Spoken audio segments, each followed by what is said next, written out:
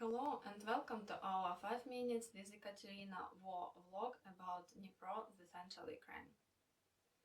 On the 19th of November 2024, there will be 1000 days since Russia launched the full-scale invasion of Ukraine, starting it at 5 a.m. with shelling all big Ukrainian cities.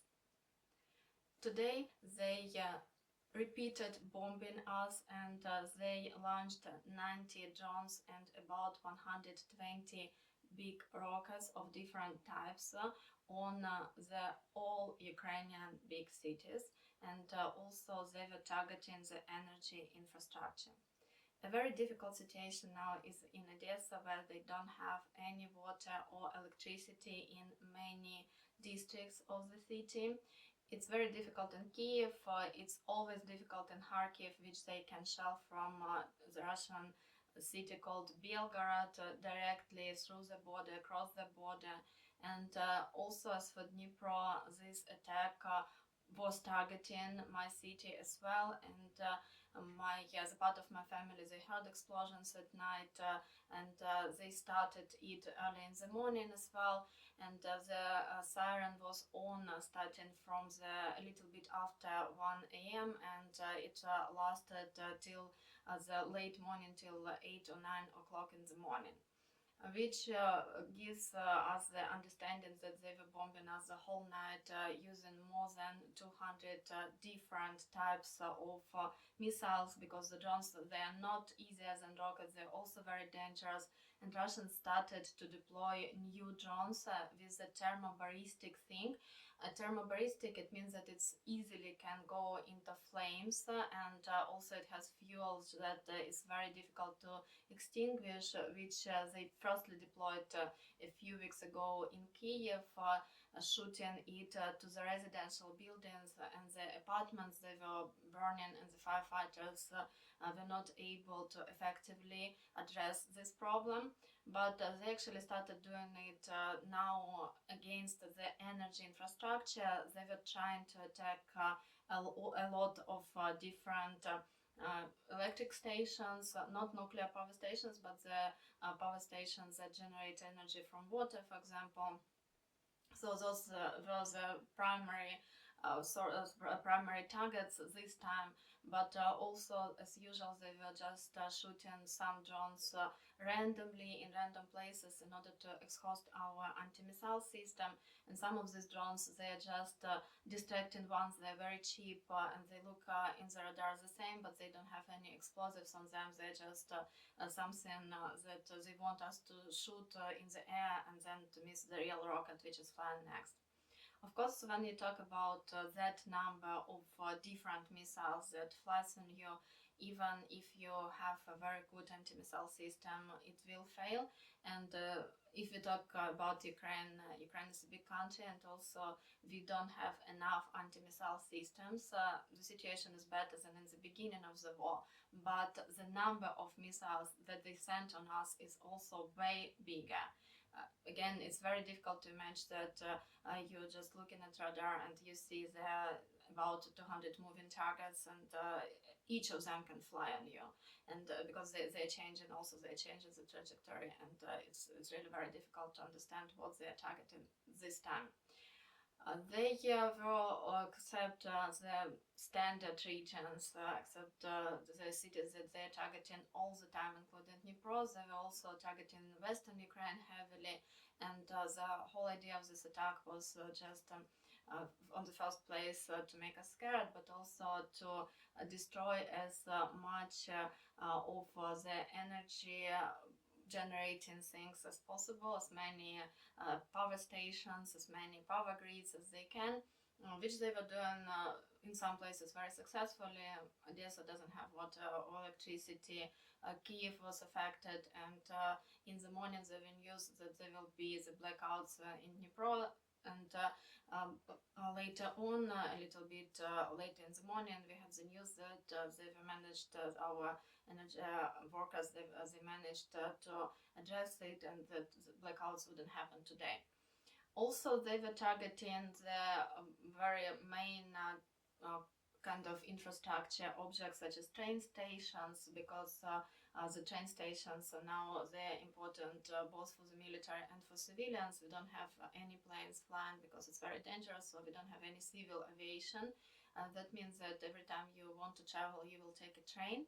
And they in Dnipro region, regretfully, they hit the station, the train station, and 2 people died there. 2 workers died at their job just because Russians decided that they wanted to damage our train routes and to make it impossible for us to travel, but also to make it more difficult to deliver food, to deliver artillery, and let's be honest about this one as well.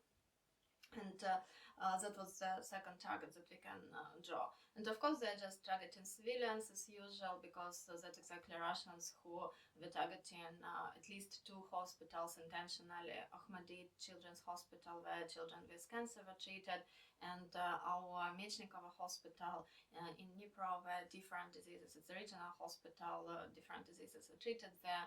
And Russians do it intentionally, so it's no different this time. They also targeting civilians as much as they can. And talking about these 1,000 days, it's a difficult date as well, because all these round numbers, they're very difficult just to intake. In the beginning of the year I was very depressed because it's 10 years of the war, and it's 1/3 of my life. When I haven't seen peace, I don't have many hopes for the future now, and I'm thinking that it's a very big chunk of my life, and it's not finishing anytime soon. They say that we will need to resist at least a year and a half more in order to fight Russians and in order to exhaust Russia economically at least. And also Russians are very obsessed with all these round dates, and this is not accidental shooting.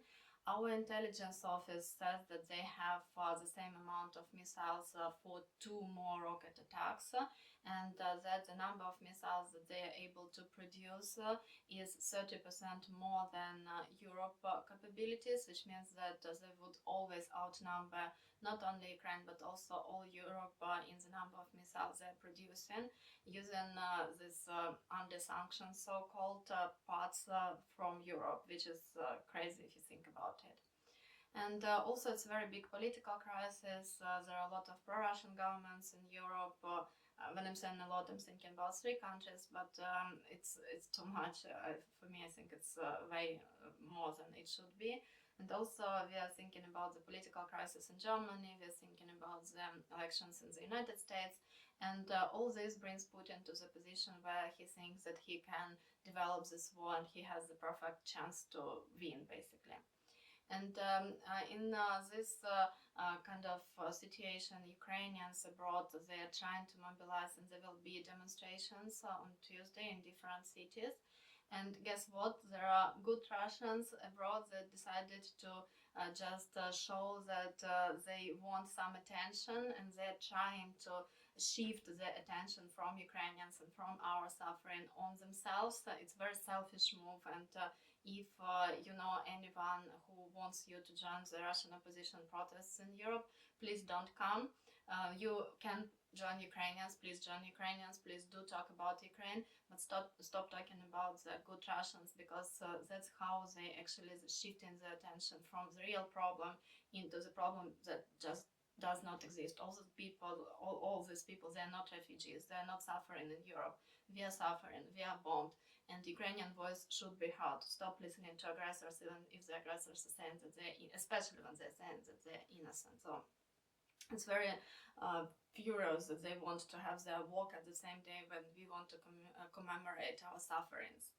And again, if for some, I don't know what would be the reason of Russians watching this channel, but if you belong to any kind of Russian opposition, stop doing it. If you want your protest different day, pick a different day. Do whatever you want to do, I don't care what you're doing, but just stop shifting the attention from our sufferings. That's just made this news just made me furious. I just want to say that they're suffering more than myself. It's sorry if I'm sorry for talking about it for that long, but that's how I feel right now. And also, as for the ground situation, it's cold there. We already had the first snow this week, and now it's +8, so the temperature raised a little bit. And It's dry in Dnipro itself, but in a few places at the front line it's already raining. It's a cold rain, which means that the mud starts to be there. I was hoping it to happen like months ago, because when it's muddy, the military ground operations are usually stopping. And I'm really hope that the front line will stop moving towards Dnipro now when it's cold and wet. Hopefully, but we don't see the signs of it, because every day Deep State reports that there is some advance from the Russian side towards Ukraine, so they occupy more and more territories. And as for the energy situation, as I told before, we were expecting blackouts and Russians would intensify bombings because it's colder now. But as per today, we have heating already for 2 weeks. Heating is working very well. The electricity is usually there. There are occasional blackouts in different parts, but they are not long. They are not for a long time. It can be 1 hour, between 1 and 4 hours daily, but it really depends where you live and how affected your region is. But again, looking at Odessa didn't have water, electricity. The situation can happen anywhere, because Russians are still bombing us, Russians are still killing us, and we do need to mobilize, we do need to be in a good spirit, to try continue support, try continue talking to people about what's happening, try and persuading people that it's not only the problem of Ukraine, this problem will spread to Europe if we don't stop it now, and while we can, basically. That's the message. Russia does mobilize itself and does accumulate more and more rockets. That's it. That's the situation. Thank you very much for your time. Thank you for staying with me. Thank you for your support. Please do talk to your friends about it. Please do inform as many people as possible, because often people forget about what's happening, and the information is something that is a very powerful tool in the free world, and spreading the information is very, very crucial in this situation. Thank you very much, and I hope to see you really soon under way better circumstances. Goodbye for now.